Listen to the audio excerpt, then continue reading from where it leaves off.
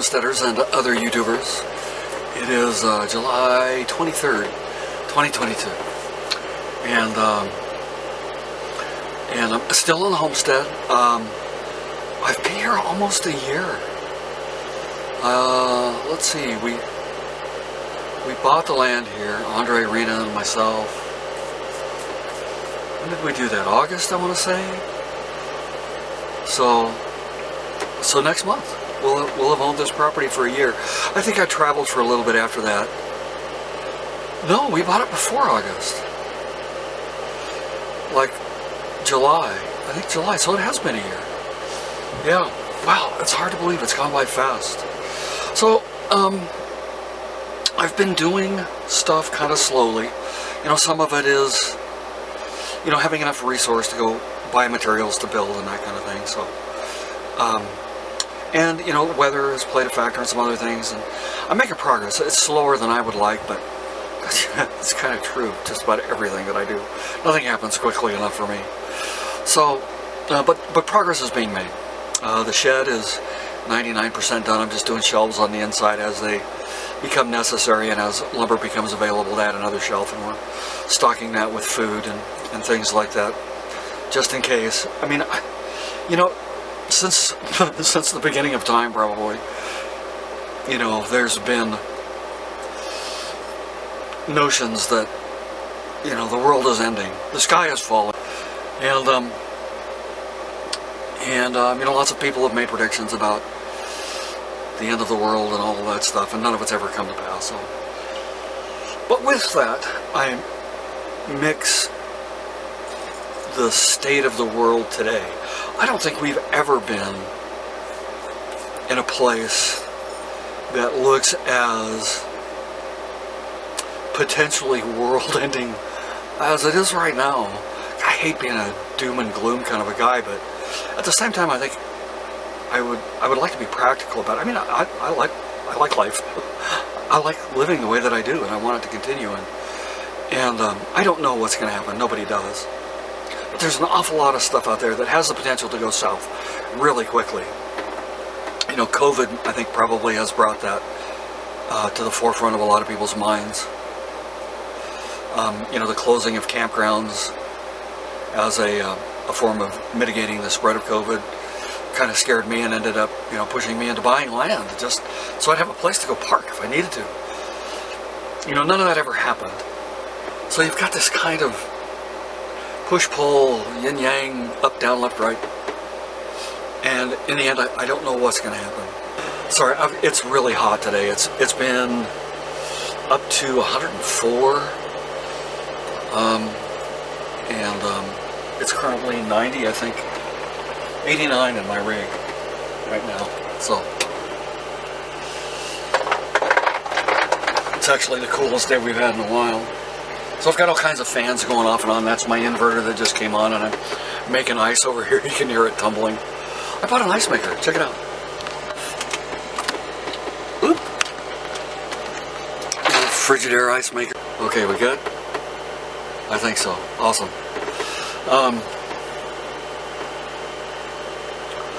You know, I've upgraded the solar system. I bought a lithium battery, and Rena has upgraded her rig, her refrigerator. She had a nomadic refrigerator, typical RV refrigerator, and it quit working.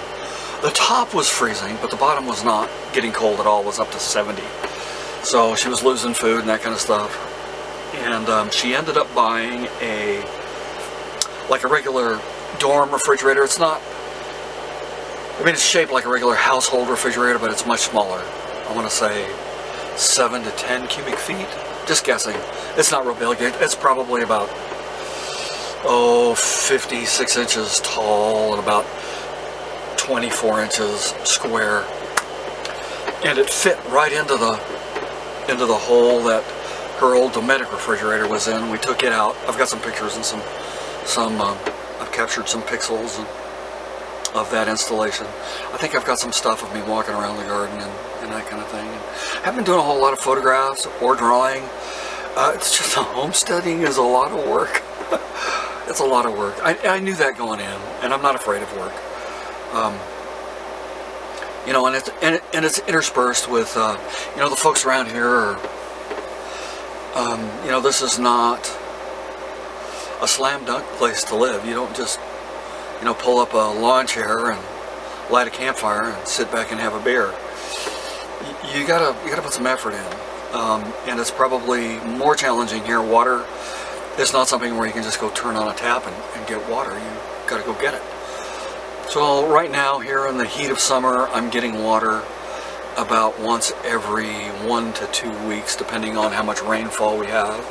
I've collected probably 70 gallons of water from rain. I think we've had about 2 inches total. No, maybe 1 3/4 inches, somewhere around there total.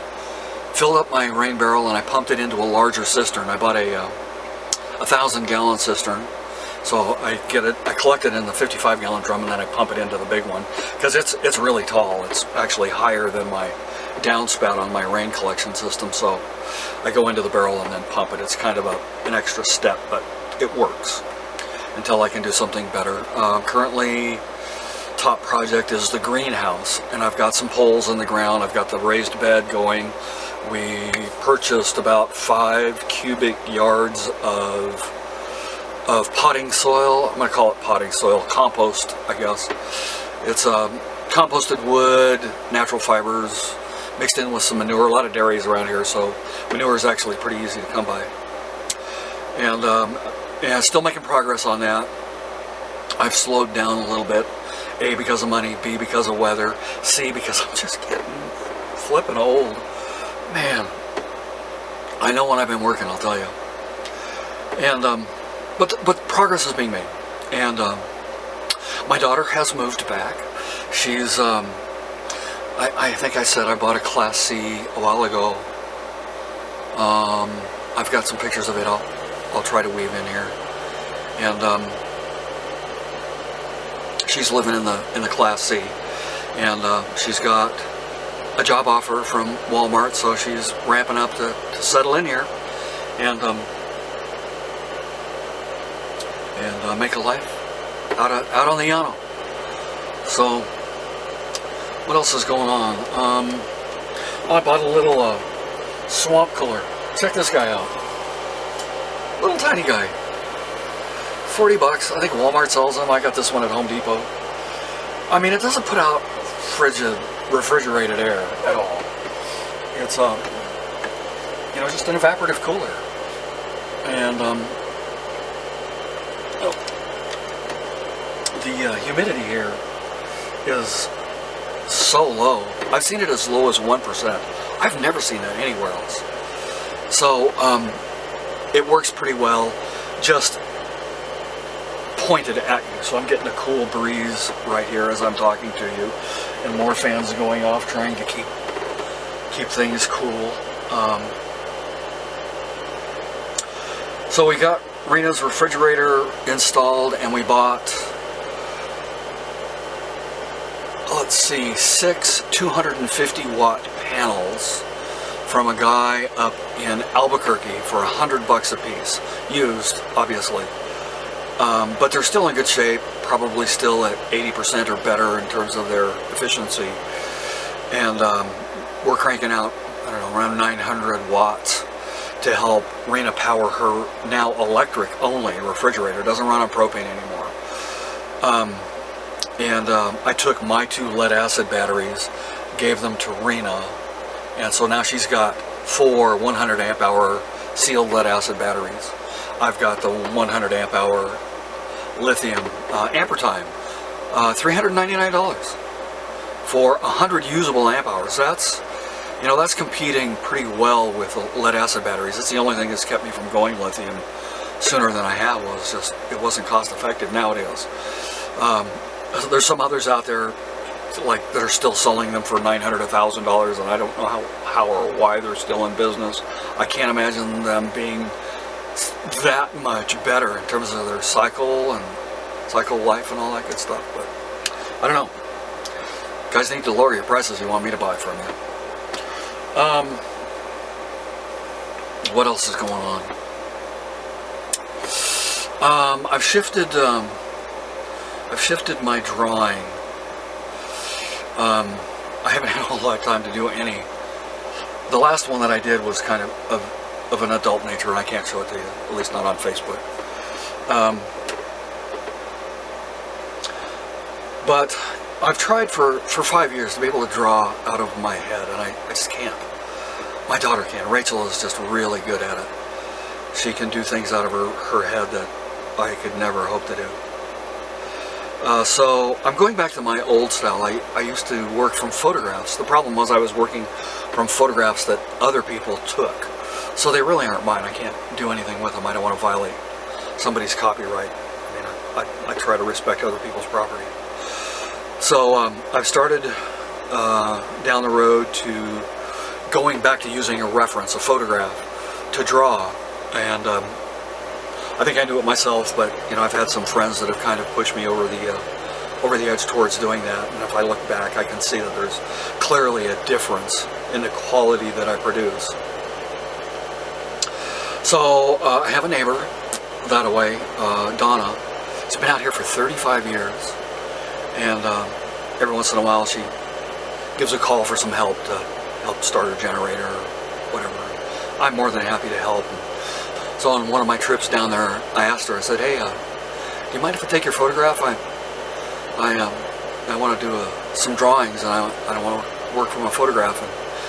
And she agreed. She'll let me do it. So I've got a photograph. I'll try and include it in here, and then I'm going to probably start working on that here in the next few days. I've got to print it out. I've got an inkjet printer. I'm going to get something that I can look at and draw from that. Part of me feels like it's redundant. I mean, I've already got a photograph that works, and it's a great photo of her. And if I do say so myself, in all humility. And redrawing it just seems like it's redundant to me. I've already got a photograph, so why do I need to draw it? But I don't know. I'm gonna go that way, and I'll show it to you. I'll share it with you when I get it done. It'll take me probably several months to get it done, because when I get into that approach, I'm very meticulous and detailed, and I include like every eyelash, every wrinkle, and it takes a long time to draw. So looking forward to showing that to you and seeing how you like it. I joined an art league here in Belen. I haven't done much with it. They've had one meeting I went to, and it was kind of an odd vibe there. And a lot of contention. You know, you get some strong personalities together, and I don't know if it's going to do anything for me or not. But I feel like it's a step out in the right direction if I'm really going to call myself an artist. I should do something along those lines. Helped another friend start their gallery. The Frank Lorenz Pool Gallery, also in Belen on Becker Street. Check him out. He's got some interesting stuff, good stuff that I like. And there's 3 artists that are showing there.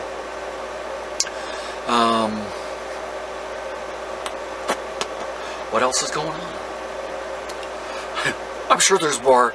It's been so long since my last video, there's a lot of stuff, but this ought to give you a good update. I've already gone over 12 minutes, so I keep telling myself I want to try and keep these short, but just never seems to work. But you know, they're 3 months in between videos, so there's a lot to tell you, I guess. So it takes some time. And y'all know I like to talk, right? So all right, I'll throw some stuff in here, stitch some other things in here, and you know, as always, love to hear your comments down below. And if you got questions, be sure to ask. You know, I love sharing and helping. I started a page out here, the Rio Grande Estates Facebook page, group page, and using it to kind of keep neighbors in contact. And you know, when somebody needs help, like there's a gal across the street that's got a pickup truck that we're trying to get fixed, and looking for somebody that knows how to address her problem. And gal over yonder gives out free eggs. So, and anyway, check out the Rio Grande Estates page, and if you want to keep really on top of what's going on out here, I'm usually posting daily on that, weather and other stuff, things that I hear, news articles that I see, and all kinds of things. So that's a good place to go if you want to stay really up to the minute on what's going on here. But other than that, I think that's it. Yes, sir. So, love you guys. Bless you guys.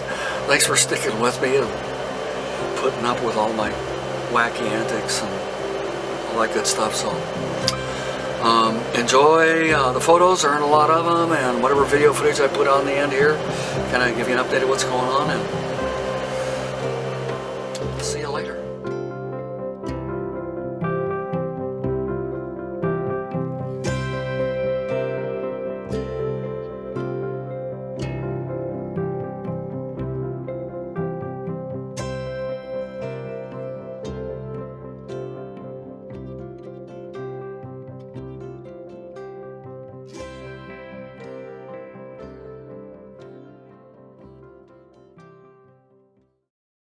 Bloody hot. It's going to be 103 today. The project is to replace this refrigerator. It's a nomadic refrigerator in Rena's camper.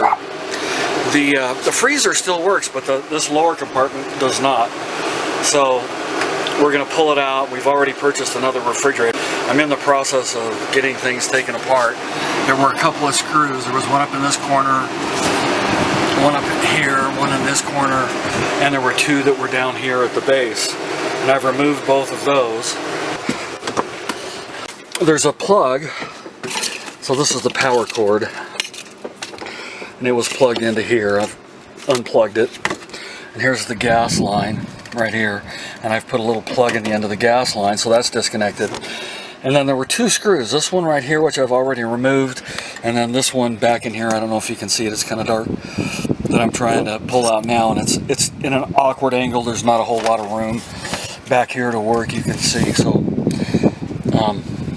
and then as soon as we get this old refrigerator out, then we've got one that we've been running in the shed. This guy here. It's just, you know, kind of like a dorm refrigerator sort of deal, and it's been plugged in. It's kind of a backup, I guess, and to test to see if her solar would handle it. She's got 900 watts out here on the ground, between what's on the ground here, and there's some more up on the roof, and 4 100 amp hour lead acid batteries. But you know, she'll start out about 12:07 in the evening after the sun goes down, which is you know, it's about full for a lead acid, and 12:06, 12:05 in the morning. So uses a couple of tenths of an amp, and that's in some really hot days. We've had over 100 degree temps for the last 3-4 days, and it's going to be 103 today. So anyway, that's the current project. I'm going to get back to work and pull those screws out, and then maybe I'll grab a few more pixels here and stitch them into a video. What a concept. Okay, so the refrigerator is out, but not without some disassembly. Had to remove the doors and this frame that was here. It was glued on, so there's no way to recover this refrigerator at this point, but it wasn't working all that great anyway, so I don't think it's much of a loss. So the opening is clear, and we have up to 54 inches to right here, and the refrigerator is actually 55, so I'm going to have to remove a little bit of this. This is plenty wide from here to here. We got several inches, and it's plenty deep. Okay, so the refrigerator is in. Took some doing. I had to remove all of this stuff up here, so I'll build something to close all that in. And there's a little bit of space along the sides here, but I haven't decided if that's a good thing or a bad thing, because it allows for ventilation for this. It was actually smaller than the original refrigerator, at least side to side and depth this way. It's a couple of inches taller. That's why I had to remove this up here. But it slid right in.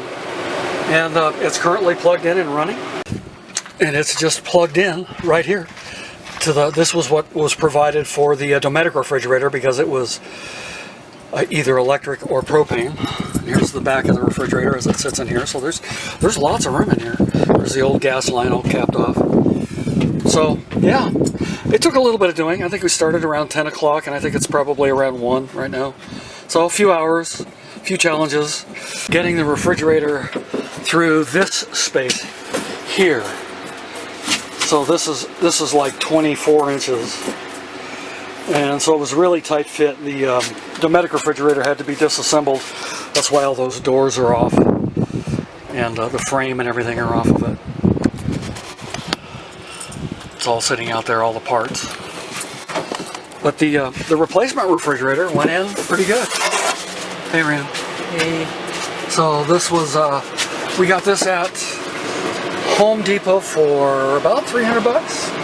So, you know, considering that a nomadic would have been 1,200. Yeah, 1,500 give or take, depending on, you know, what you got and everything. And it runs off of solar, not propane. So we can run this for free now. She's got 900 watts of solar, 200 amp hours of battery, and a 2,000 watt inverter. Got plenty of juice to run this refrigerator. So the next thing to do is to switch these hinges over so it opens the other way, and they've made provision for you to be able to switch these hinges over here. So awesome sauce. Are you happy? I am thrilled. Thank you so much.